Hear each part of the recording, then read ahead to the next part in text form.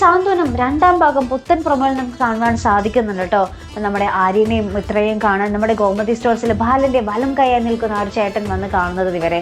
എന്നിട്ട് ഇവരുടെ അടുത്ത് പറയുന്നുണ്ട്, ആ ഒരു ചേട്ടൻ ഇങ്ങനെ പറയുന്നുണ്ട്, ആര്യൻ്റെ അടുത്ത് ആ മിത്രയുടെ സ്വർണം ഉണ്ടെങ്കിൽ അത് എത്രയും പെട്ടെന്ന് കൃഷ്ണമംഗലത്തുകാർക്ക് കൊടുക്കണം, ഈ ഒരു പ്രശ്നം എത്രയും പെട്ടെന്ന് സോൾവ് ചെയ്യണം എന്ന് പറയുന്നുണ്ട്. ആര്യൻ്റെ അടുത്ത് എവിടെ സ്വർണ്ണമല്ല, അപ്പം ഇത്രയും ഇങ്ങനെ കുഴഞ്ഞു നിൽക്കുന്നുണ്ട്. ഓ പാവം, ഞാൻ കാരണമാണല്ലോ ആര്യൻ ഇത്രയും ബുദ്ധിമുട്ടുന്നത് എന്നും പറഞ്ഞ് നിൽക്കുന്നൊരു രംഗം കേട്ടോ.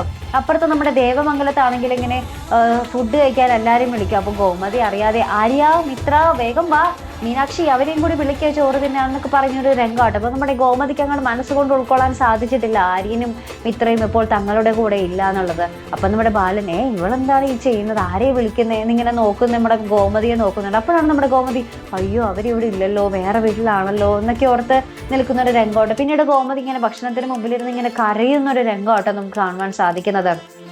ഇനി എന്തൊക്കെയാകും കഥ, നമ്മുടെ ആര്യനും ബാലനും ആണെങ്കിൽ കട്ട വാശിയിൽ തന്നെയും പിന്നെ എന്താകും സംഭവിക്കാൻ പോകുന്നത് അല്ലെ പ്രേക്ഷകർ, നമുക്ക് കണ്ടു തന്നെ അറിയാട്ടോ. അപ്പോൾ ഇതുപോലുള്ള പ്രൊമോ റിവ്യൂസിനും എപ്പിസോഡ് റിവ്യൂസിനും ഒക്കെ നിങ്ങൾ മറക്കാതെ ചാനൽ സബ്സ്ക്രൈബ് ചെയ്യുക. അടുത്തൊരു വീഡിയോ വരുന്നത് വരയ്ക്കും ഗുഡ് ബൈ.